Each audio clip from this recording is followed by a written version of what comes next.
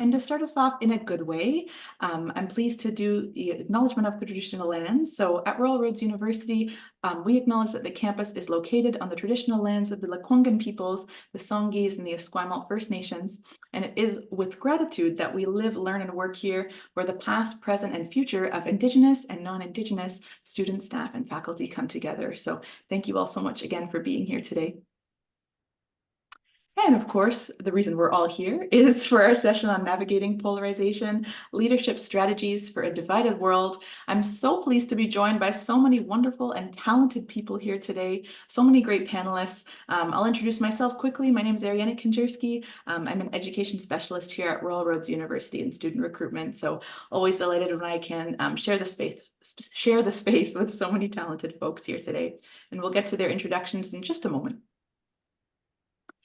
And a quick agenda here to start us off, folks. We have, of course, welcome and introductions. That's what we're doing now.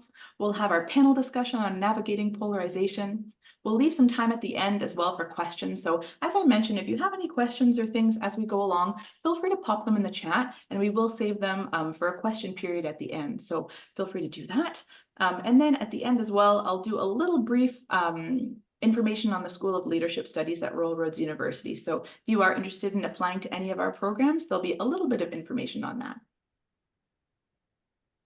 And at this point, folks, I will pass it off to our wonderful moderator for today, Niels Agar-Gupta, who's going to introduce some of our panelists, and then we'll get into our discussion. I'll pass it off to you, Niels. Oh, thank you so much, Ariana. Well, this is very exciting to be here with all of you. We've got a really spectacular set of panelists today, all talking from their different areas of expertise in the program on polarization. And wouldn't you know it, today's Webster's Dictionary came out, and polarization is their word of the year. So I combine that with brain fog, which was one of the other words of the year. Brain rot, which was one of the other words. We are pleased to have here Tam Posabon, who is the program head for the multi-sectoral MA in Leadership program. Carrie Rees, who is a student in the MA Leadership program. Wanda Kraus, the program head for global leadership, and Jason Steeves, who is associate faculty and in global leadership as well, and Kathy Bishop, the program head for MA in leadership in the executive leadership specialization. And my role is as the interim program head in the health specialization, and I'm the acting school director in the School of Leadership Studies. I should say that both Carrie and Jason are coming from outside of North America, so really pleased to hear what they're going to have to say on this topic. But with that fine note, I just wanted to say that we have three guiding questions. If you could give us the next slide, please, Ariana. So how can leaders use transformative learning to address growing polarization in their organizations and communities? What leadership strategies can help individuals and organizations navigate the divisions caused by political, social, and global challenges?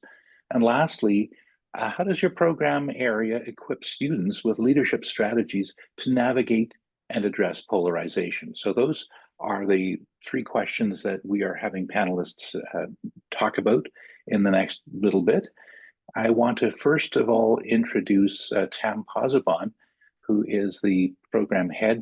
We could have the next slide, please, for the MA Leadership multi-sectoral program. Take it away, Tam. Thank you, Niels, and welcome everyone from wherever you're joining us in the world. It's an honor to be here with you today to discuss a topic that certainly is becoming increasingly pertinent in our world. How do we lead in this increasingly polarized environment? In the words of Nelson Mandela, no one is born hating another person because of the color of their skin or their background or their religion. So how do we as leaders harness this truth to heal the divisions that have the potential to tear our world apart? How can we navigate a landscape marked by diverse opinions and heightened tensions? And ultimately, it is our daily choices as leaders that define our success and help to shape the communities that we serve and that we live in. So in a world of rising population or polarization, there's never been a greater need for effective leadership and transformative learning. So I'm very happy to be with you here today. So now it's a vast topic. And when I talk about polarization, I'm viewing it through the lens of a process by which opinions, attitudes, and behaviors within a group diverge to the point of extremism, leading to a significant division or conflict. And, the literature is full of a variety of different things that are driving this: economic equality, racial and ethnic tensions, media and communication, political and cultural differences, social identity, group dynamics. These are just about a few of them. Now, there's a recent book that was released by an academic, Karthik Ramana, called The Age of Outrage: How to Lead in a Polarized World. And he suggests, which is on the slide right now, that there are three main drivers of outrage that is fueling polarization. And that is despair about the future, a sense of past injustice or exclusion, and a belief that there is some hostile other that's to blame for the plight that we're finding ourselves. And I think if we reflect on watching the evening news, we see this being played out over and over again to us. So he argues that most leaders in organizations manage this hostility on an ad hoc basis. However, he makes a really good argument that this outrage has become a lot more systemic and a more structured approach is needed. So he has created a framework, and I'm just going to advance the slide deck here, of these four key things, where he talks about turning down the temperature, that leaders need to de-escalate conflicts and manage emotional responses effectively. He talks about the need to analyze root causes, to develop a very mission consistent response to these crises when they happen. And ultimately, we need to be building resilience, right? Strengthening both individual and organizational resilience to withstand and recover from them. Now, keeping this framework in mind, I'd like to invite you to imagine a world where conversations across political divides are not just possible, but they're actually transformative. And where resistance to diversity initiatives and the rise of populisms are met with empathy and understanding. Now, you might be thinking, well, what color is the sky in your world, Tam? But I don't think this vision is just a vision. I think it doesn't need to be a distant dreams. I think it's something that's very tangible. And we can achieve that through the power of transformative learning and effective leadership.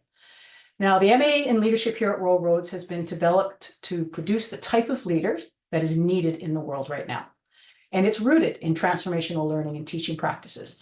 And there, again, the literature has responded with a whole bunch of different strategies, but I'd like to talk about a few that our program specifically enhances. First and foremost, empathy is the cornerstone of effective leadership in a polarized world.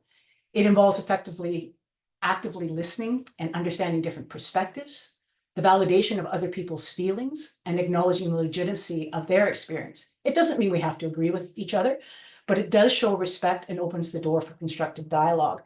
And in our program's first year, we take a deep dive into understanding how we as leaders show up, what our social location in the world is, what our values are that drive us, what our beliefs and assumptions are that impact our leadership, so that we can be very comfortable in stepping into these types of conversations and creating this space. Fostering inclusive dialogue is something this program also supports greatly. We need to be able to encourage creative spaces where people can be open and respectful conversation can happen. People need to be able to share their views without fear of judgment. And as leaders, we can model this behavior by being open to our own views and receptive to different opinions. As leaders, we need to promote common ground. We have to identify and emphasize the common goals and values that unite us rather than dividing us. And perhaps most importantly, we have to develop our emotional intelligence. Leaders with high emotional intelligence can navigate polarized environments more effectively. And this involves a high sense of self-awareness, self-regulation, and social skills. Emotional intelligence ultimately helps us mitigate the conflicts and fosters a positive organizational culture. And it's a critical component to our program. We promote and engage mindfulness activities to enhance self-awareness and emotional regulation, and encourage people to really take that deep dive into themselves. One other thing here is the implementing conflict resolution mechanisms. As leaders, we have to equip our team with the tools and training for conflict resolutions in our workplaces. This includes strategies for mitigating disputes, facilitating those difficult conversations and looking for the win-win solutions that are there. When we have a structured approach to resolving this conflict, we can help to prevent polarization from escalating into dysfunction. And last on my list here, but certainly not least, is leading with integrity. In polarized times, our leadership actions are under greater scrutiny, and leading with integrity, consistency, and fairness helps to build the trust needed to de-escalate. When we're transparent in our decision-making process, we can ensure that our actions are in alignment. So leading in a polarized world is undoubtedly challenging, and it's also an opportunity for growth and transformation. And by fostering empathy, inclusive dialogue, some common ground, honing our emotional intelligence and our conflict resolution skills, we can maybe not only even navigate this, we might be able to thrive in these complex times that are ahead of us. Try to remember that leadership is not just about guiding others, it's about inspiring them to come together, despite their difference, to create a better and more unified world. Thank you so much for the time, and I now have the pleasure to introduce to you one of our second-year students, Carrie Reese, to talk about her experience, not only in our program, but also in her thesis project, where she's actually investigating polarization. Carrie, over to you. Thanks so much, Tam, and good morning from Aotearoa, New Zealand. I'm calling in. I'm on my travels this December and really appreciate being with you all. If I just introduce myself very briefly, I'm Welsh by birth and upbringing, but I moved to Canada 17 years ago to pursue a graduate degree in theology. Along the way, I've done training in coaching and mediation and conflict resolution, and I've held senior leadership roles in the academy, in both the academy and design and digital worlds. Part of my interest and the role that I played in those spaces was really asking the question, how do we help people work together and to make decisions together? But I want to introduce myself with a little bit more depth and perhaps a little bit more vulnerability, which actually speaks into part of my interest in polarization and why I joined this program and the topic of my thesis. And about 10 years ago, I met somebody and unexpectedly fell in love with a woman, which I realize is not a big deal in a good many spaces these days. But in the spaces I was in, it was a big deal, and a very, very big deal, in fact. And it took me many years to process what to do with this. And my now wife was very patient as I went on that journey.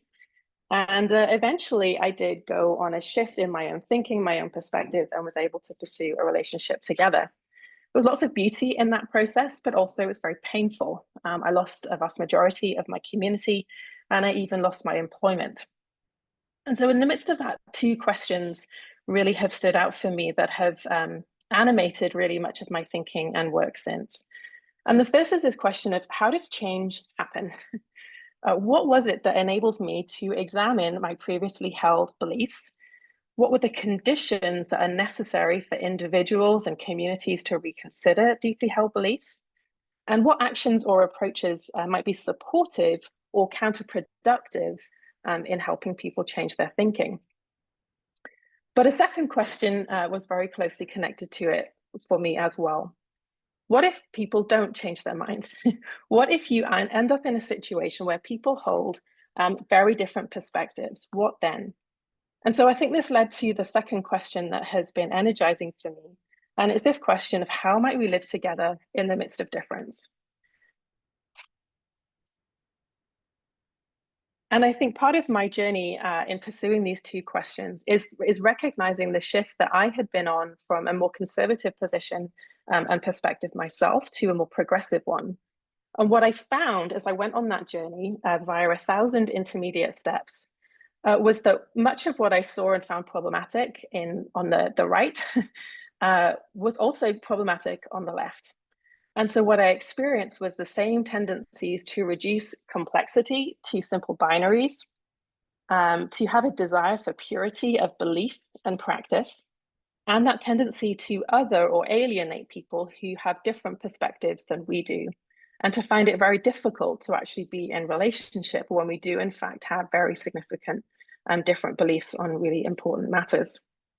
As poet and theologian Padraig Ó Tuama has said, belonging makes and undoes us both. And the sense that I had was that there must be a better way, that there had to be a better way than simply writing off whole portions of the population who see the world differently than I do. And so this is partly what motivated some of my journey into the Masters in Leadership program at Royal Roads. It was really a curiosity to invest in I wanted to spend the time doing the reading and the learning that I had wanted to do anyway, and have a framework and a structure in which to do that. And so the topic of my thesis that I've been working on is the current working title, Pluralism or Polarization: How do we live well together in the midst of difference? And Royal Roads' kind of approach and perspective to learning is to really hold together both the scholar and the practitioner perspectives. And maybe I'll speak a little bit to both of those aspects and how I'm pursuing this topic in my current work. So on the scholarly angle, I'm asking questions of just descriptively, where are we? What are the impacts of this polarization in our lived realities? And many of us know this instinctively. We see the impact in our politics, the US elections over the last decade, Brexit, very pertinent for me, the rise of populism. I think we're seeing maybe death of public discourse is too strong, but Tam, I think the kind of notion of outrage that you spoke to a moment ago, I think is very pertinent in that space. It makes it very difficult to converse, and it makes it very difficult, excuse me, to learn well together. But in the midst of all of this, what we're actually seeing is a loss of well-being for individuals. We are less trusting, we are less happy, we are less resilient in many respects than we have ever been. And so from a research aspect, I've been interested to ask the question, well, how have we got here? And I think we need to understand the path to where we've got to if we want to consider a different way forward. And I tell three stories. They're big stories, but I try to tell them quickly in my work. First is I look at a bit of a historical perspective. So through the lens of the history of ideas, what Jonathan Sachs calls the movement from we to I, from around about 1500 through to the current moment, this transition from a communal perspective and what communal flourishing looks like to more the rise of individualism. I look at it secondly from a critical perspective, so looking at post-modernity, post-colonialism, and critical race theory as another lens through which to understand the current moment. And as Tam spoke to briefly as well, a little bit on the cultural perspective of just the growing distance, not just difference, but the growing distance that is increasingly among us and between us. And for reasons that Monica Guzman has called, we're being sorted, othered, and siloed. So we're physically living in different spaces. We're not in relationship with people who are different than us. It makes it very difficult to have empathy and to explore other people's experiences because they're just not even in relationship with them. That leads to othering and eventually this siloing and the polarization that we all are familiar with. On the practitioner side within my research, it's actually focused on my faith-based community in Vancouver. And so have really appreciated that provocation from within the School of Leadership towards engaged action research. I can lean towards the more scholarly and abstract, and it's good for me to put boots on things and really kind of get embedded and grounded in real life conversations. And the question that I'm asking there is, how are people engaging in conversations across difference? And what can we learn from that might have broader application as we consider the general movements within society? And what I'm finding there is in some ways simple, but no less profound for that being true. And one of the things I want to encourage us with is just to say, people are in fact having conversations across difference. And I think that's really hopeful and important to say, because that's not often the perspective that we experience in the media. And so everybody that I've spoken to through a series like World Cafe and one-on-one interviews, people are having conversations across difference. And sometimes they're even going well. And one of the questions that I've been asking is, well, what has made that possible? And it's the sorts of things that Tam just spoke to that won't surprise you, but somehow it hits you differently when you actually interview people and hear it directly from them. But it is going to matters of being grounded, of knowing who you are, of being secure in your own identity, your sense of belonging. It's around ideas of mutuality, mutual relationship, vulnerability, empathy, curiosity, humility, non-judgment, all of these things. And then I'm asking questions of, well, what blocks successful or productive conversations across difference? And it's when people try and persuade or coerce, even when people are dogmatic, when they're committed to single perspectives, when there's a high degree of reactivity in the conversation, that's really challenging as well. And of course, the impacts of trauma on people's lived experiences. And within our faith community, we have developed a path which we've called Third Way, where we're trying to create spaces that are beyond those us and them binaries, where you have to think a certain way in order to belong. You have to have a certain set of beliefs in order to belong in the community. And so what we're saying instead is that there's room to belong, even if you see some quite important things differently than others of us do. And one of the questions that I've been asking in my research is, well, how is that working? And there are gaps and limitations to this approach, and I speak to that in my research. But what I'm finding that's really, really interesting, that creating this space to have room to not know, to be curious, to learn, to grow, to have permission to change your mind, to have permission to not change your mind, is actually a really powerful and profound thing, undergirded by security and safety and a sense of belonging. And what I'm noticing in my interviews that many, many people, having been held in that space, actually find themselves over time, indeed, changing their mind and changing their perspective. And so I want to kind of round this out with a couple of final reflections. And I began with two opening questions of how does change happen? And when it doesn't, how do we live well in the midst of difference? And my conclusion is that the order matters, and I need to reverse the order. If we can learn to live well in difference, that in itself is a beautiful thing. It creates space for people to be humble, to be curious, and to be learners. And what's interesting about that is that might very well be the set of conditions that then enables people to change their minds over time. And so just really, really grateful to have had the time in this program, particularly through the thesis component that I've been working on the last number of months. It's been a space for me to engage my curiosity and I think, again, have appreciated that perspective and provocation to not just the scholarly, but also to the practitioner, and to see those two hand in hand, very much the integration of hearts and minds. And in the pursuit of doing that, to be able to bring my whole self to the work, to be able to tell the story that I told at the beginning of my introduction, and for that to be not only acceptable, but an appropriate frame from which to begin my scholarship and my learning. Thanks very much. Wow. Thank you so much, Carrie. What great research that you're doing. I'm looking forward to reading your final thesis and seeing you cross the stage at Convocation. So keep it up, and thank you. Let me now turn to Dr. Wanda Kraus. Wanda is our program head for our MA in Global Leadership. Over to you, Wanda. Thank you, Niels, for that introduction. And it was just really wonderful to hear your journey, Carrie. Thank you for that.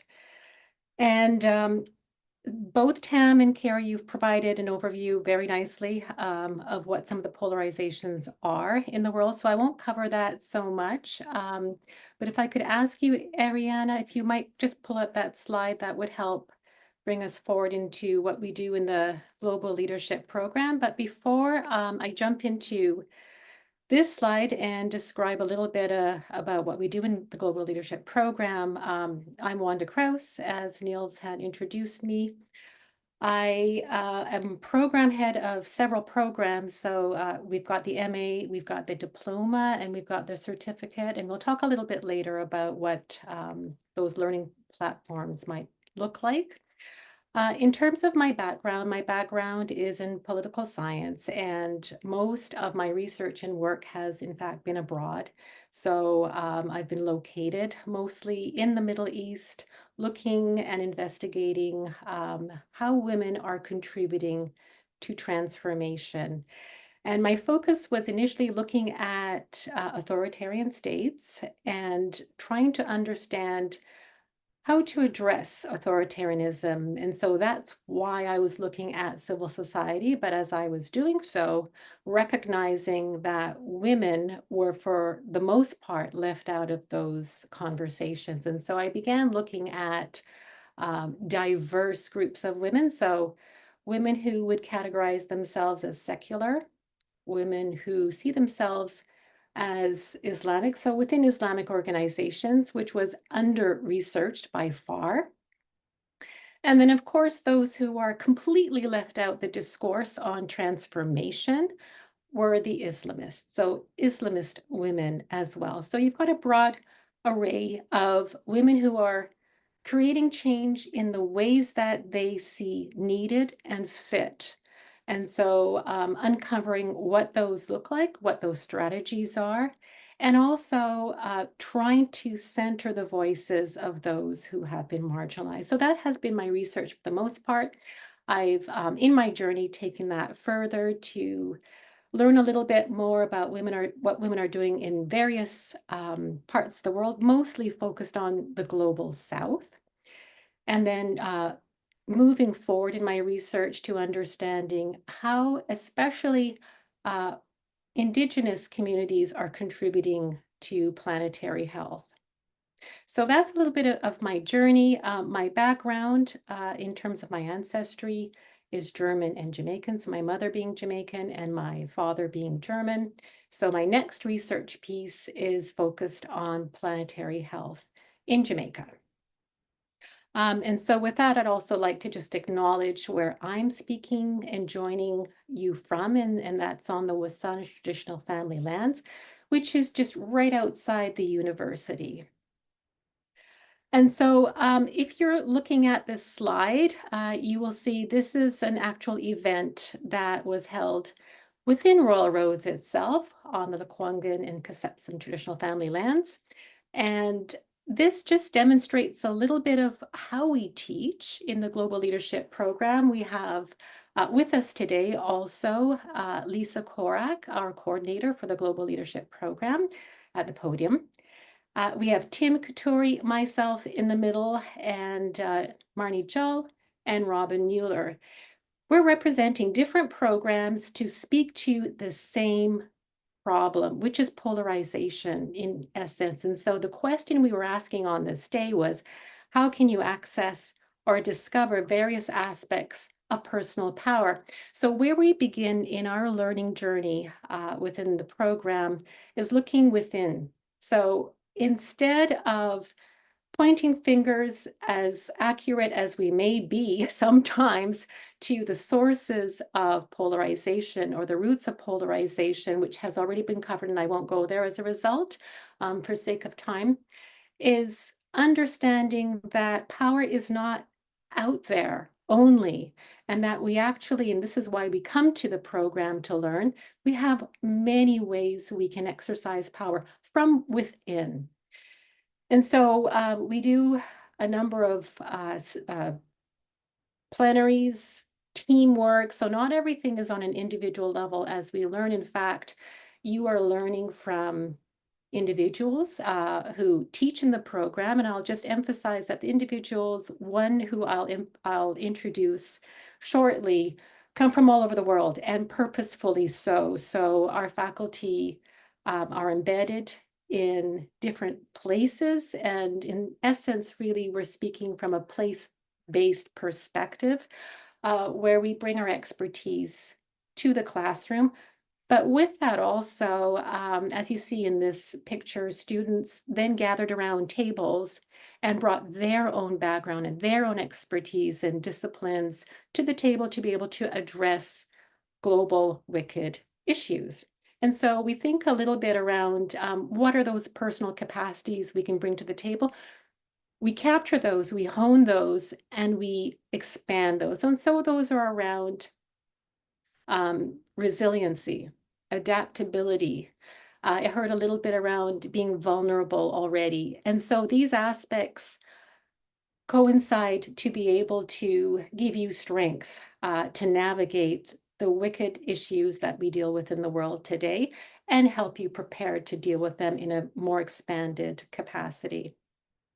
So personal power is one aspect that we forefront within the program. Then as the program moves along and we have those capacities hopefully in place, then we move into what we call, you'll see in terms of the tips below, the meso. And that typically refers to organizations, but that can also refer to community engagement and how we work together in teams. So it's not just how we bring ourselves and what capacities and skills we bring to the table when we address the issues that we see impacted through polarization, but how we work on them together. And so that, in terms of frameworks, may be through deep listening, where we come together and we really try to understand what the issues are and how we might come together in place. And recognizing, of course, that when we do research or we work on a particular issue, it doesn't mean that the learning is necessarily transferable to a different context or situation. And so we emphasize that as well. Some of the frameworks we work with, and I won't mention them all, but importantly, in grounding knowledge systems to be place-based and bringing them together so that we can understand where we are all coming from and how we might bring our understanding together to address these issues, is we work, for example, in understanding Elder Albert Marshall's two-eyed seeing framework, where we recognize that to address polarization, we need to understand different knowledge systems and see ourselves within those knowledge systems. So it's not a polarized framework or one where there's two ends of a spectrum, but to learn a little bit more about how we can bring our own knowledge to the table. That's the meso level. All these are within an understanding of the macro, which is those broader, larger systems that we need to navigate, or another term we use within the program, refuse. So what kinds of skills and capacities can we practice to be able, for example, in authoritarian regions, where I've done most of my work, navigate them in a way that is not necessarily resistance-oriented or confrontational. Sometimes it cannot be. So to understand how to navigate those systems on a macro level by understanding what those macro level drivers are. So this is just a little bit of a demonstration of how a class might support the learning. And of course, we're all, as a panel there, coming from different programs, different backgrounds, sharing our knowledge, and of course, centering the knowledges that students bring to the table to address the questions that we pose. So I'll leave you with that and hopefully be able to answer some of your questions as we move along. And then at this point now, shift over to introducing Dr. Jason Steeves, who teaches also with us in the Global Leadership Program. Jason has been in the Canadian Armed Forces for over 30 years. He continues to play a big role in many different spaces around the world, which I will let him describe probably a little bit better than I can. And so over to you, Jason. Thanks a lot, Wanda, for that kind introduction. I'm just going to get right to it. We don't have a lot of time, and I think I'm probably more interested in the discussion at the end than listening to myself talk. I've heard my own story a bunch of times before. I will mention that I'm currently sitting in Tunis, Tunisia, where I'm working as the Canadian Defense Attaché with our embassy here.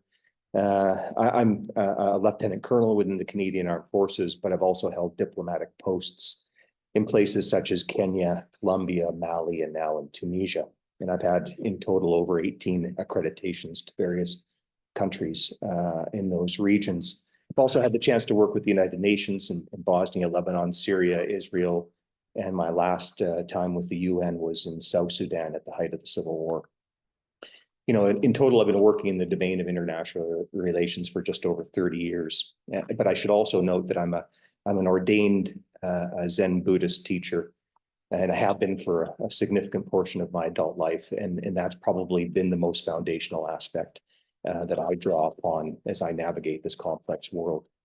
You know, first, let me begin by thanking all of you guys for showing up to this critical discussion. Without this kind of engagement, I think we would be doing ourselves a disservice. So thank you for your time. I'm going to throw some ideas at you and see what sticks, and maybe we can pick some of those apart in the discussion later on. We don't have a tremendous time, so buckle your seatbelts. I'm going to be talking fast, and I'm going to be throwing a bunch of stuff at you. I just want to be clear as well, though, that I'm coming at this from, I guess, what RRU would call the practitioner perspective, and mine is one of international diplomacy and mostly working in conflict affected regions. But I've also got an academic side to me, and have been nothing but impressed with the work and the approach that's encouraged at Rural Roads and everyone there. I'm going to share with you a couple of lessons, or try and distill a few of these lessons from some of these conflict areas, which include the siege of Sarajevo in the early 1990s, the build up to the Hezbollah war in 2006, the Kenyan election violence in 2007, 2008, the start of the civil war in Juba, South Sudan, navigating the complex dynamics of the FARC and ELN in the jungles of Colombia, and most recently, the spate of coups that I worked through while I was in the Sahel. And all of that, which encompasses about 30 years of practice, I've drawn one simple lesson out of all of that. And that lesson is that there is a very fine line between ignorance and understanding. And that is to say, in other terms, there's a very fine line between hate and compassion. So for me, the big question that I think we need to ask ourselves is, what makes the difference between those two options in human behavior? Speaking of leadership, I learned a definition. It was given to me by the military about 4 decades ago, and it was, I'll just shorten it a little bit, but leadership is the art of influencing human behavior. I love that. The art of influencing human behavior. I've got my notes here. It's written, "Oh, humans, we are a funny bunch. We're strange animals." And one of the things that I've learned over this time in my career is that at a really simple level, and I am oversimplifying it, we run off of a very basic algorithm. We seek pleasure and we avoid pain. And most of our behavior, whether that's at the individual level or the group level, is driven in one of those two directions: pleasure, pain. And I've seen up close the extent to which humans can do horrible things to each other. And almost simultaneously, I've also seen just how much capacity we have for love. And it's strange that those two things exist within the same animal. I want to talk a little bit about systems. We've talked about humans, that the humans exist within a system. And you hear sometimes, well, the system's broken, politics is broken. And I disagree. I don't think no system is ever broken. I actually believe that every system is perfectly designed to achieve the results that it's currently achieving. So the real question isn't whether the system is broken or not. The real question is, are we satisfied with the results that that system is producing? And if the answer to that question is no, well, then we either need to change the system wholesale, or we need to adjust some of the dynamics within it. But to throw your hands in the air and say the system is broken is the shortcut out of it. So I always like to get back to basics when we talk about political systems, defining what politics is. Why do we have politicians? Why do we have this thing called politics? And I think, I like to express it in two ways. One is it answers the question of who gets what, when, where, how, and why. Or another way of putting it is we have politics because we've got common problems. If we didn't have common problems, we wouldn't need politics to solve them. We could just go about our daily lives. So me, the critical test of any political system is it solving our common problems? And if it isn't, well, then we're not happy with the results, and therefore we have to change the underlying system dynamics. The problem we've got in most of our countries, I'm going to use Canada as the example, but many of the countries that we consider, quote, friendly, have similar political systems. And for the most part, they are based on 18th century French revolutionary thinking, mid to early 19th century infrastructure, and mid 20th century global institutions. So in the couple hundred years that have passed since those foundations were laid, arguably we've learned a thing or two and we've changed, and maybe our system needs to adapt to the current social realities. So getting back to this idea of leadership and the art of influencing behavior, I've developed a framework for leadership that I use in large and small organizations, and I call it the 4 C's. So if you can imagine suspended in front of you 3 circles, 3 bubbles connected like a triangle, and the heart of each one of those is a C. The first C is coordination, the second C is cooperation, and the third C is consensus. And as a leader, we need to influence human behavior to work towards those 3 C's.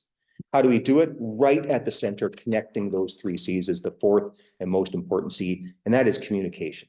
And this is the thing that I've struggled to learn over my career, is just how important communication is within this human system.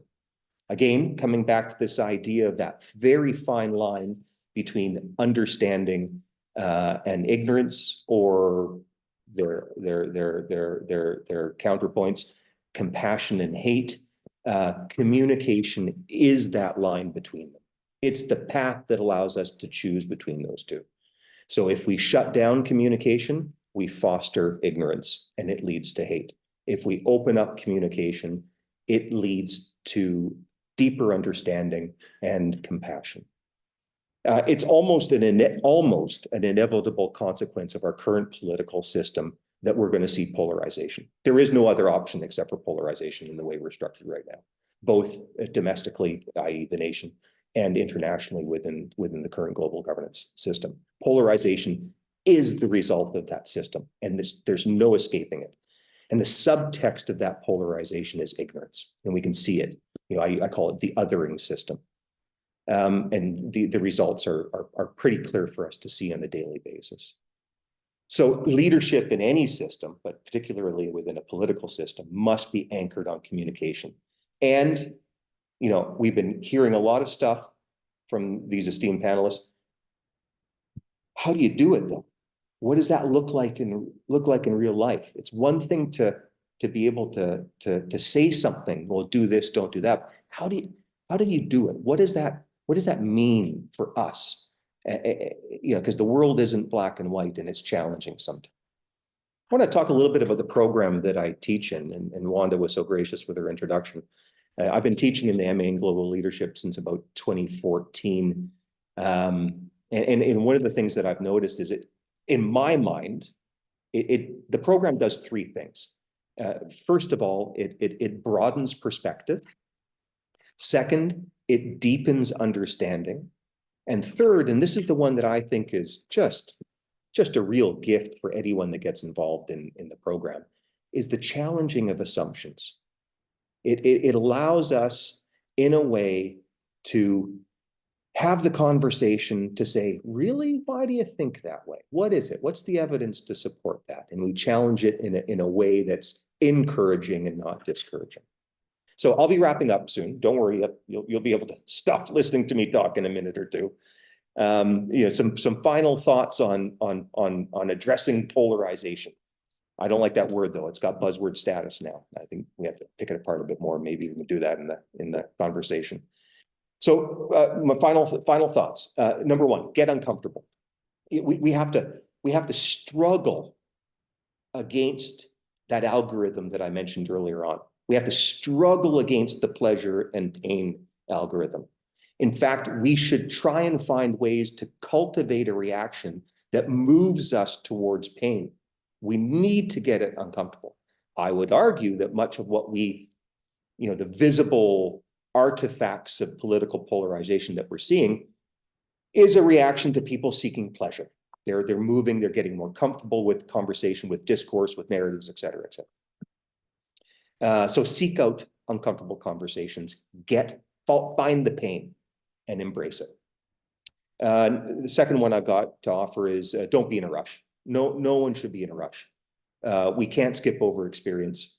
I think, certainly the emerging generations are in a rush to get to high places. Don't. Experience is figuring out how not to do things. My daily basis is filled with people telling me how to do things, and they haven't made any mistakes in their lives. I have much more confidence in people that have made a bunch of mistakes. You know, I can cook. I'm a decent cook. That's because I burned a lot of dishes in my life. Also going to offer a bit of a caution here, because I think we can, especially in an academic circle, we can lull ourselves into a false sense of security by using buzzwords, especially buzzwords that are associated with particular values and value sets.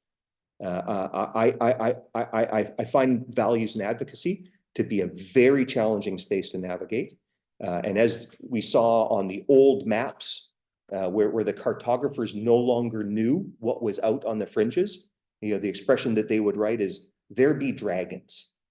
So I think that we need to be really careful when we're talking about our entrenched values and we advocate for them, because there be dragons, because we don't know what the other space is. We don't know what the other person is. You know, I've heard, not in this group, but within academic circles and political circles, you know, smugness and righteousness seems to be a virtue that we value nowadays. And to me, that goes against this idea of broadening, of deepening, and of challenging our assumptions. So I think what I'll just circle back to that original point about leadership. Leadership is the art of influencing human behavior. It's an art. There's no textbook for it. It's a human thing. And the only way to do that is to roll up your sleeves, get in there, get uncomfortable, and make mistakes. And hopefully you're supported by your friends and peers. That's it. I'll stop talking. Thanks. Thank you so much, Jason. Excellent advice for all of us. And I can see why students love you. And you clearly, the advice you bring is based on a lot of experience and you know, a lot of mistakes, but a lot of learning in that time too. So thank you so much. Let me now introduce Dr. Kathy Bishop, who is our program head in our MA Leadership specialization in executive leadership. Over to you, Kathy.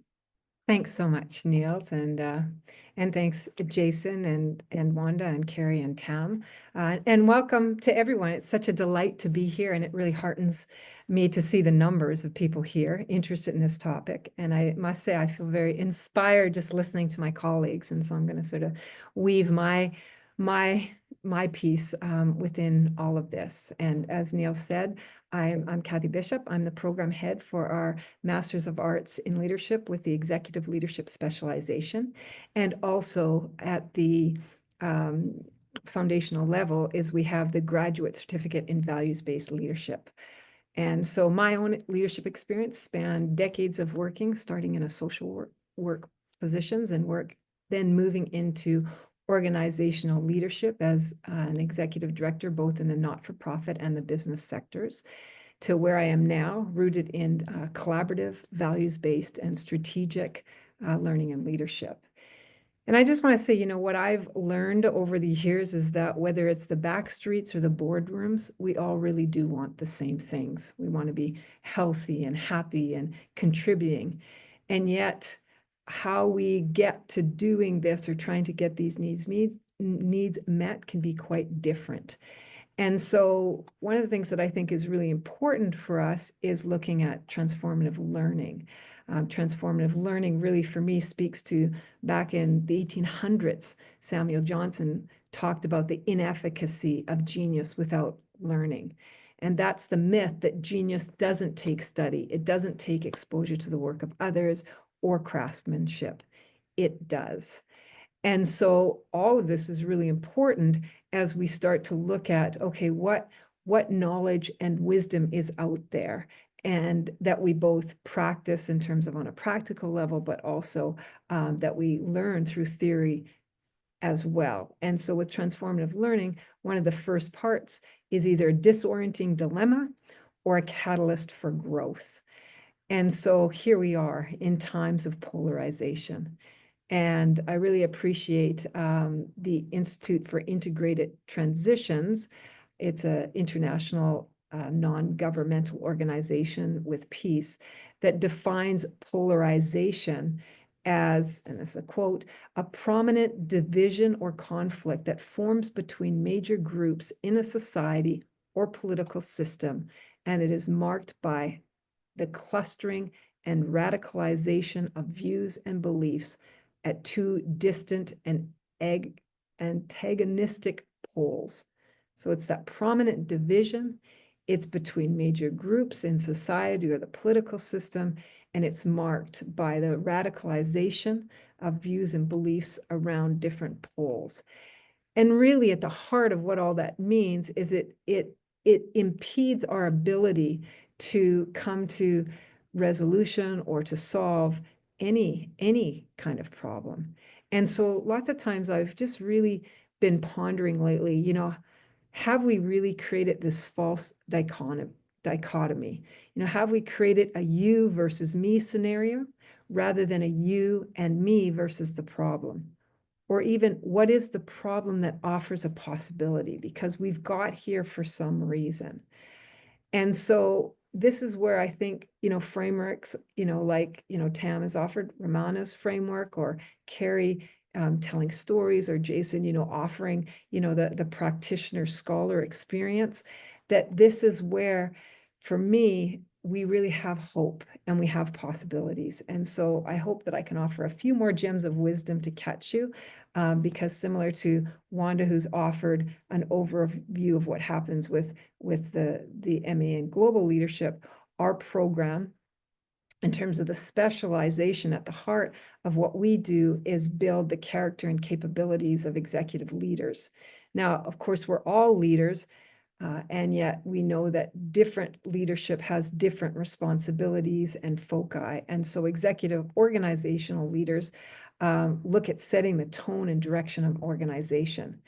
And so growing off of Jason's leadership definition of the art of influencing behavior, for our executive leadership for our executive leaders, organizational leaders, you know, to this end, we're also looking at how to mobilize others for a shared goal and ultimately the common good. And so it's really about a healthy sense of self and committed to the greater good of the culture and of the system. So within our program and across the School of Leadership Studies within Royal Roads, it really is about learning to lead self and to lead with others. And where we focus on really is leading in organizations. And foundationals to that is values-based leadership and developing essential executive leadership practices. To me, these are all really core and foundational to thoughts around polarization, because the other flip of that is looking at how we come together, how we look at collective wisdom, how we move with that shared common vision, common goal. And there's different strategies along the way, and there's different practices. So it's not just simply about going one way, but it's a going more.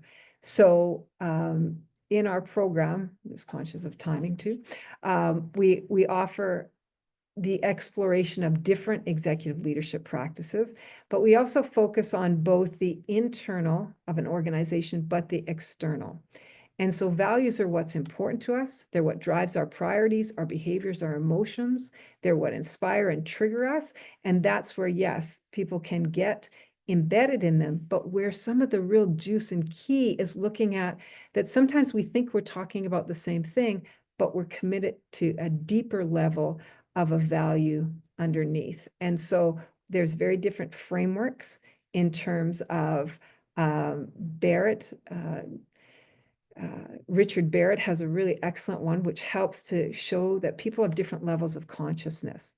Indigenous frameworks like the grandfather's teachings also are ones that we can really come together to make sense and have sense making. But we also need stories of how people are doing things different. And so we do have precedents of leaders and organizations who light the way. So Barrett may offer, you know, different stories of how organizations do that to pull people together to avoid polarization through the work of culture and through working with values. And then we also have externally, some of them, for instance, back in the 90s, the Rainforest Action Network held protests against Mitsubishi over deforestation. And instead of digging in, Mitsubishi brought in a negotiator to help find a real solution. And through looking at a series of meetings and discussions with other thought leaders around this, they ended up coming toward a new forestry stewardship strategy. And so again, we can see that we're inspired by different stories of how people do things. Just as a quick aside, the chairman of Mitsubishi, along with the negotiator, actually founded Future 500, which is a global organization dedicated to finding the common ground for the common good. And so really, I guess one of the biggest takeaways for me that I hope with polarization is to recognize it's really about how we show up, how we keep showing up, how we seek to find ways to dialogue, and how we look at different ways of thinking, feeling, doing, relating. Within our program, we do have another layer of the executive leadership where we have a classroom as organization, so that as you learn theory and make sense of it in your practice, you also make sense of it in your organization. We also have a live experience in the moment. And so I think this is what polarization is where we can fully jump in and say, you know what, it's not about you versus me. It's about how you and me are looking at what can we do? Where's our agency in this moment? It's not about one big idea anymore, but many ideas. And so at this point, I think where I'm going to leave is with Sufi poet Rumi, who has a beautiful poem that says, beyond right doing and wrongdoing, there's a field. I'll meet you there. Over to you, Niels. Oh, thank you so much, Kathy. That was great. I love Rumi. And thank you so much, Jason, Wanda, Carrie, and Tam. It's really clear that we've got both connections, but there's also some differences between our programs. I am pleased to speak with you today as the interim program head for the MA Leadership specialization in health leadership, and I'm also currently the acting school director. My goal is to join my colleagues as we explore complex questions about this leadership, and it's clear that you're already curious and you're in the right place. We do live in a world that seems increasingly divided by opinion, identity, and belief.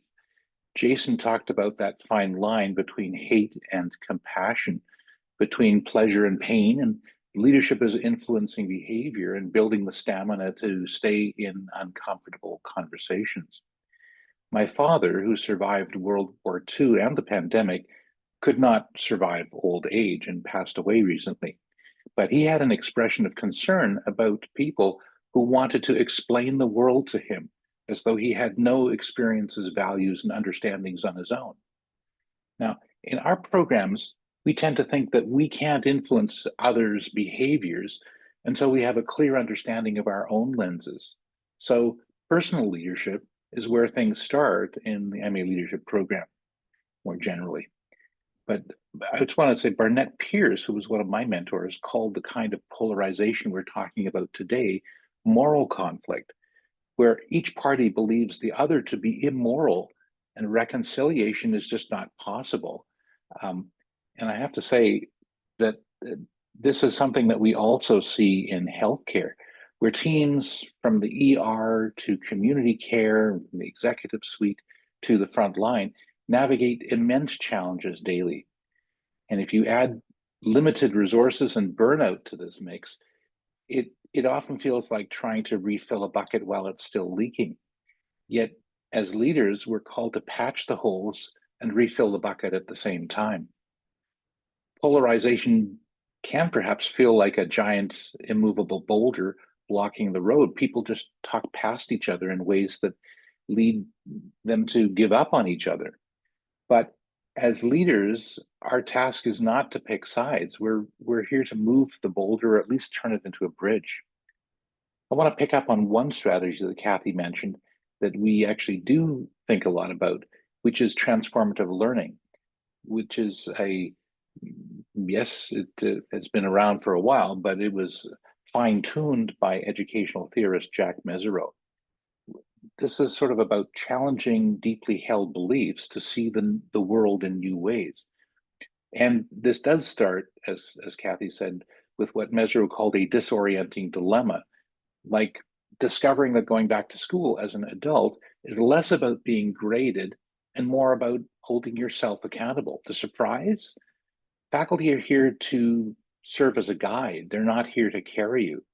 And just that is a shift in mindset that's challenging but deeply rewarding, and something that our students discover somewhere sort of in the middle of the first term. A second important concept I want to share is pluriversality, which is a concept for a variety of others, but I really like the way that Fatima Pripa-Illich, Shawneen Pete, and Fran Martin talk about in their book, Decolonizing Educational Relationships. And that's about holding multiple perspectives simultaneously. Wanda talked about two-eyed seeing, which is a form of pluriversality. Think of this as mental yoga. You're stretching to accommodate multiple truths that the world comes in many versions, all true, and it isn't one size fits all. It's about embracing complexity, even when it challenges our comfort zones. Adam Kahane, in Collaborating with the Enemy, says that the biggest block to dialogue is the conviction that we're right and they're wrong. Sound familiar? It's like being sure your way of folding the laundry is the only right way, only to discover that there are equally effective, if not better, methods.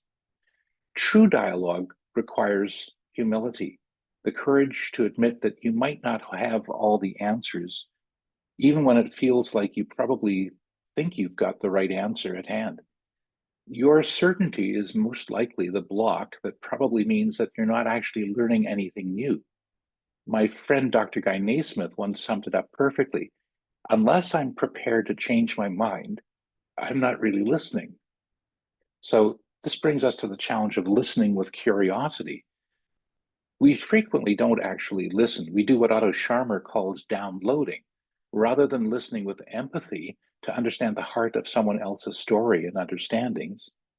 Now, imagine the possibilities if we actually stayed curious instead of prepping our next comeback. Brené Brown's book, Dare to Lead, also first residency book that we use, reminds us that courage and vulnerability are the flip sides of the same coin. Staying open in tough conversations is like being a gymnast on a balance beam. You're not sure if you'll stick the landing, but the effort builds resilience and experience. So Jason asked, well, so how do we do this? How do we as leaders apply these principles in practical ways? Let me offer 4 strategies. 1, foster environments of pluriversality. We need to create spaces where multiple truths can coexist. This might involve forums for storytelling or dialogue circles where individuals feel safe sharing their perspectives. But this isn't about forcing consensus. It's about finding shared values while respecting differences. So the second one is lead with curiosity. We need to model understanding and listening to understand, not to respond. You might ask yourself, am I open to being changed by what I hear? You might want to practice reflecting back what others say to ensure that you've actually heard them and that you're clear on that, and that also shows some respect. And take a moment to consider your own biases. What might be clouding your ability to truly hear another perspective? A third one, embrace vulnerability as a strength. When confronted with challenging viewpoints, resist the urge to defend or withdraw. You might want to lean into the discomfort and ask, what can I learn from this? Vulnerability in leadership isn't weakness, it's the foundation for trust and growth. And the last one of the School of Leadership's principles is to take an orientation to possibility, the sense that a positive option for mutual learning and action is in fact reachable with enough effort and humility on all sides. This is actually also a key element of an approach that I love teaching called appreciative inquiry, and involves having genuine curiosity about hearing others' stories and a conviction that that story not only makes sense, but is essential for creating successful change. And I think an appreciative approach really does become essential in addressing polarization, and is certainly one way to remove from the outset the emotional temperature of a polarized standoff. Finally, uh, I guess that's his fifth, and maybe I'm not so good at counting here, but finally, I like Ron Heifetz's metaphor of the dance floor and the balcony, which is part of his ideas on what he calls adaptive leadership. In the heat of the moment, we often get stuck in the dance, reacting to every twist and turn. But stepping up to the balcony allows us to look down and see the bigger picture, to understand the systemic patterns and dynamics that might otherwise elude us. That shift in stepping up to the balcony is actually critical, especially when emotions run high. And I guess transformative leadership really isn't about having all the answers. It's simply about creating space for questions, fostering curiosity, and daring to engage with vulnerability. If we can embrace these practices, I have a real strong sense that it is possible to navigate polarization and also build stronger, more connected communities. So, one last thing. So, in leadership, the best answers often start with the courage to ask a better question. So, what's the best question that you might have for those of us who are giving you a headache about polarization? Thank you. And over to you, Ariana. And I'm looking forward to the questions. And thank you, other speakers. That's been really exciting to hear all these different perspectives today.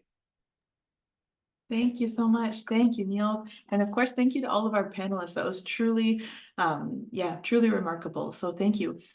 I don't see too many questions in the chat here at the moment. So what I think I will do is I will maybe give us a little bit of information on the School of Leadership Studies. And then if there's questions in the chat, I will check at the end there. So let me just go ahead and share my screen here.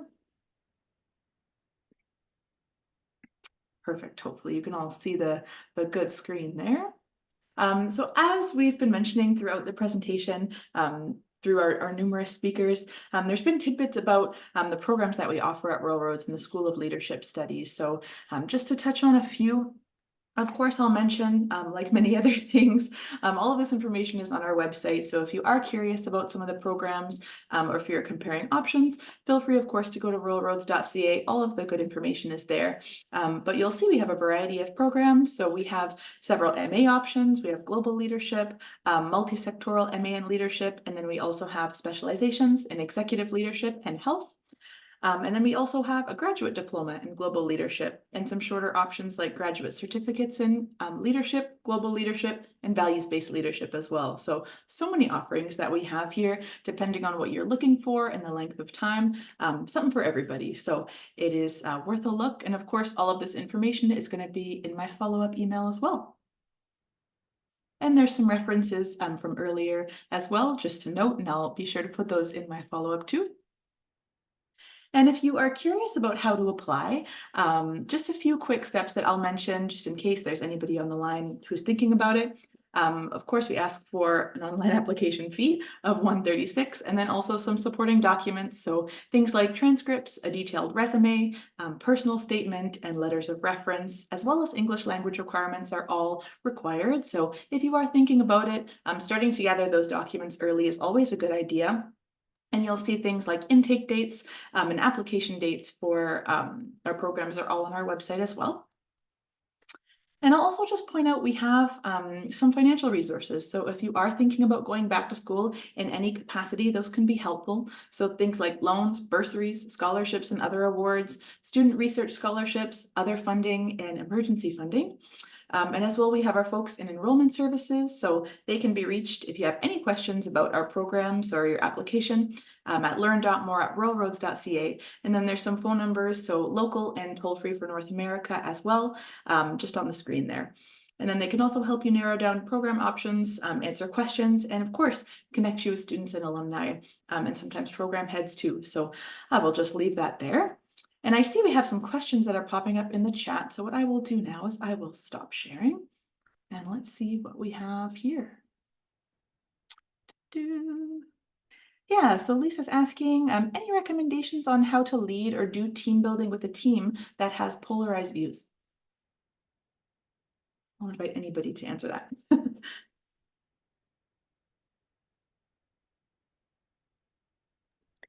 Well, I will just jump in here then. So we do facilitate within the program the opportunity for teams to have and express polarized views, because this is just part of an organization. It's what we experience in any space we enter. So the opportunity we provide is for students to work on a very difficult, typically in the context of a geopolitical situation, where there are most likely different perspectives to be expressed. So I guess the way we would reframe that from this introduction is to let students know that this is normal. This is an opportunity. And any conflict situation is always an opportunity to gain deeper understanding, deeper truths, and to express where one is coming from. So if we have those three pieces at the onset expressed, then I think we have a better chance of having success. So in essence, what I'm saying is, if you can create an atmosphere of deep listening, if you can create the boundaries of respectful conversation, that might begin with deep listening. And so I'll just give a quick example of where we just practiced that, and it was, let's just say, successful. And that was at a recent conference called the International Leadership Association, where Amy Zadolka and I facilitated a dialogue session, a roundtable session on addressing the issue and war and genocide that's happening in Palestine. So the situation of Israel and Palestine. And so we brought people together from diverse, as far as you can go in terms of that understanding of diverse perspectives. And the framing of that from the onset was, this is an opportunity to listen deeply to each other, to understand where everyone is coming from, because everyone is coming from a perspective that feels ultimately super valid to that person. And so the opportunity was to listen. And so when the person is speaking, it is their time to speak. And when the person is speaking, we try to facilitate a process where it's not just the thinking, because that's where we get stuck. And that's the problem. But moving into the heart space and expressing in terms of, how do we feel about this, to begin that conversation, an opportunity to express one's feelings. So this is just a really brief coverage of how we've been able to do that, how we actually do facilitate, and how I'd recommend that you might frame that opportunity to begin. Thank you. Great question. Beautiful. And I'll just jump in too, just to sort of offer as well another way in terms of possibilities, which is, again, the fabulous thing about education is that there's many different ways. So it's how do you work with one, and where do you start with and move with that passion? So one of the things too that we also look at is, moving from maybe the process of polarization to the collective wisdom process, but also where are we trying to get to? Where are we currently? Where do we ideally want to go? And sort of moving in terms of that way. So in looking at how to foster that with team, I would really encourage you to look at, what's the purpose of why you're together? Where is it that you want to go to? And then, as long as you have that beacon, you can start to move back and forth as, okay, where are we now? And find that rich diversity and nuances to say, okay, where's the conflict? Where's the tensions? And then where are we coming at it from different values? And how will that contribute to the whole? And I think that also adds into then the question, we also had somebody who questioned around where's trust in all of this. And for me, trust is critical. And it's not necessarily what I learned a long time ago is that you have to have trust to do this. Part of doing it is what creates the trust. So it's a both and. Of course, you want trust. And at the same time, how you move forward and how you act and show up in the moment is also creating trust. So as Wanda, was giving an example in terms of, you can see how trust is created by the container of how things are set up and the guidelines and rules along the way in terms of, okay, we need to listen or we need to move forward in this way. Stop there. Thank you.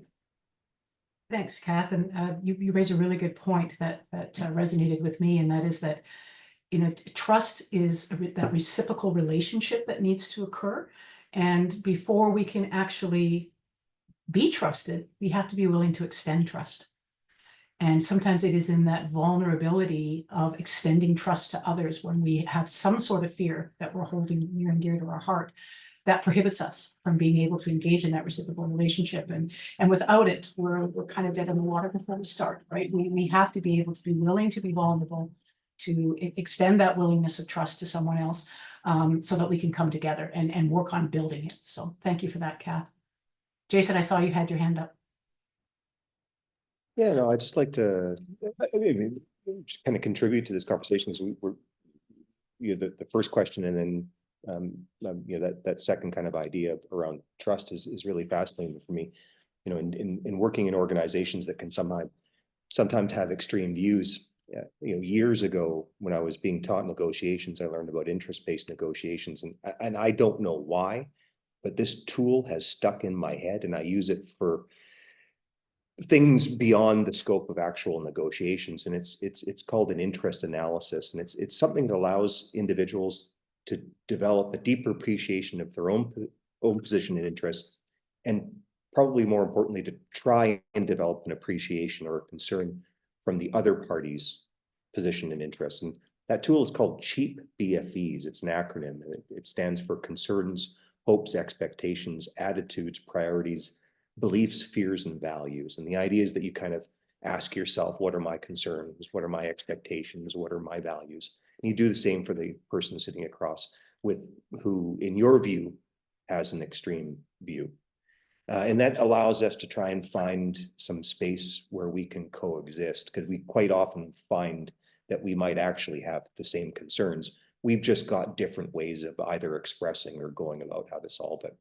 And it's really difficult to do that, though, if trust doesn't exist. And I remember a long time ago studies that were done on the Italian mafia, and just trying to figure out how were they so damn efficient without an articulated organizational structure. And what they found out was it was because they had a high degree of social capital, and the foundation of social capital is trust. And what that allows what it allows us to do in human interactions is it actually allows us to reduce the transactional cost of that interaction. So if two people have a high degree of trust between them, the transactional costs are much lower than from two strangers. So you can see how in the process of going through an interest analysis, the two BFEs, we can start to develop a deeper appreciation for the other and their so-called extreme views. And in doing so, trust may be built out, which helps reduce some of those lower transactional costs. The challenge, though, is when you're dealing with someone that is somewhat intransigent on the other side. And that's, you could be willing all you want, but if the other person is stuck in their ways, it's challenging. And the old expression is, if someone believes that the world is flat, no amount of lecturing them is going to convince them that the world is round. You have to put them in a boat and sail them around the world. So you need to find ways to demonstrate in practical terms your cheap BFEs.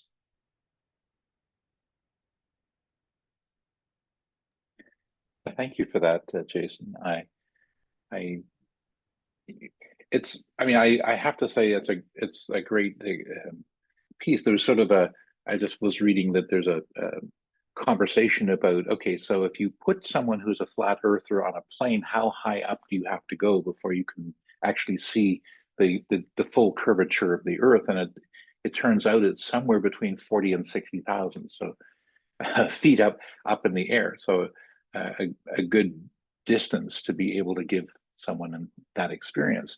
And I recall Otto Scharmer, who is well known as an organizational theorist, and one of the things that he's talked about that he's actually become really well known on is his theory. He said, I don't think I can make anybody believe anything.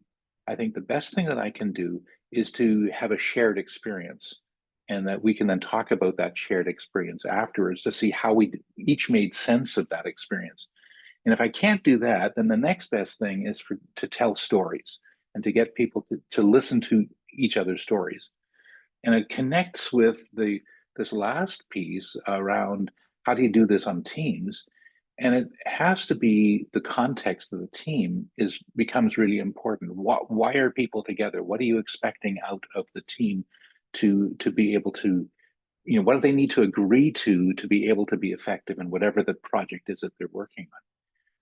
And the one way that you can possibly maybe do this is if you're not trying to actually have a conversation where one party is trying to convince the other party, that maybe the purpose of the conversation is to hear each other's stories and to see what can be learned, and just to listen. But I also want to answer or respond to a question that I saw in the chat, which was, do we have anything where are there community-based applied learning activities that your faculty and students engage with? And yes.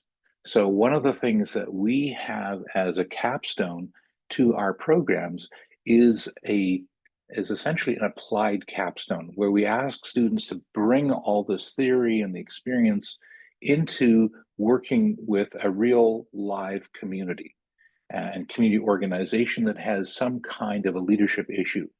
And we introduce students to this already in the very first term, where we have a leadership challenge in the MA leadership program.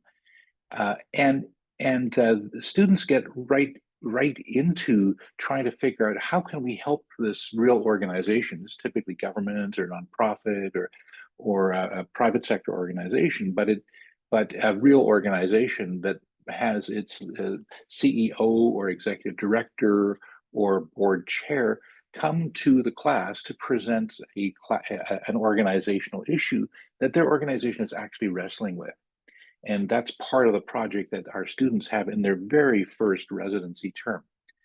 Now, when students come into their last term in their second year, we ask them to engage in a capstone where they then find an organization that also needs some help, and their project becomes some kind of an inquiry in that organization to hear from people, and that's part of our principle as well of leadership as engagement. So it's we assume the students are engaged. It's can the student engage the stakeholders in an organization, whether it's a team or the whole organization, in terms of hearing each other and working out some common solutions. And that facilitation role, that animation, the animateur role, is one of the skill sets that we hope that our program equips students with. So I don't know, I hope that tries to hit on a couple of these things here. Other questions and thoughts? Yeah, we have a few questions in the chat. I apologize, folks, because we are coming up shortly to 1:30. We may not be able to get to all of them, but if you do have a follow-up question, I'm happy to connect with any of the speakers if folks do have further questions. But I'll just ask one more for input. This one's from Chris. It says, as an Indigenous person who walks in a world of a colonized mindset and trying to find a way to build a bridge for the current system, being able to see that another way of seeing is welcomed. I find that this is my biggest struggle, to lead in a centered way while hearing all sides and then finding space for others to hear my cultural way of seeing being welcomed. How can I walk this line? Would love to hear. Can I maybe just offer a quick response to this? Just before this session, I was hosting a session. We have a small group of people who we engage in a number of workshops throughout the year called Decolonizing Together. And it's really about figuring out how can we work both in terms of our own personal learning, but also working collectively to help organizations come to different understandings around policies and procedures and practices that perhaps originate in a very much of a colonized mindset. And that's it's a huge question that you're asking, because in some ways this is a life mission. It's also the responsibility of non-Indigenous people, white people, other backgrounds who in essence are visitors on these lands, to really think some of these things through. And it's not everyone that has that sort of understanding yet.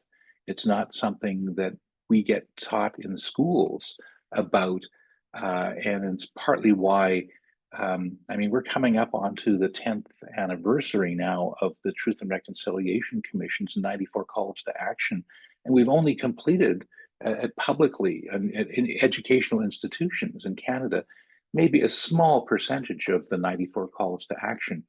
But we are working on it, and these things are something that is really critical, and it's part of understanding that we are here. I am here as a visitor on these lands, and that if I were here as an immigrant in these lands, I would have to be participating in Indigenous law and in Indigenous governance. But I don't. I'm here as in what is Victoria in a Canadian context, but that context is actually a colonial structure. So how do I move from where I am to being able to understand what Indigenous sovereignty is all about? Those are some really difficult questions. And I'm not sure that you can actually, you need to find allies, you need to find people that you can have conversations with, and you need to figure out where can you be effective. And it takes a while to get there. And I wish you much luck, Chris, and know that here at Royal Roads, you have a community of people who are interested and committed to working in a decolonial way. Thank you so much. Thank you, Niels. And thank you, of course, to all of our panelists. Such a good discussion. I see some comments in the chat that everybody's excited to watch the recording again. So yes, that will be sent to everybody who's registered, along with any resources from the chat. I try to compile those for the audience. So that will be sent to you. But again, a very big thank you to all of you for sticking around for the discussion, and to folks on the recording. We appreciate you. Of course, we hope to see you in a webinar next time, folks, and we hope that we'll see you in one of our leadership programs. So until next time, we wish you well and have a great rest of your day or evening. Take care. Thank you very much, everyone. Good luck.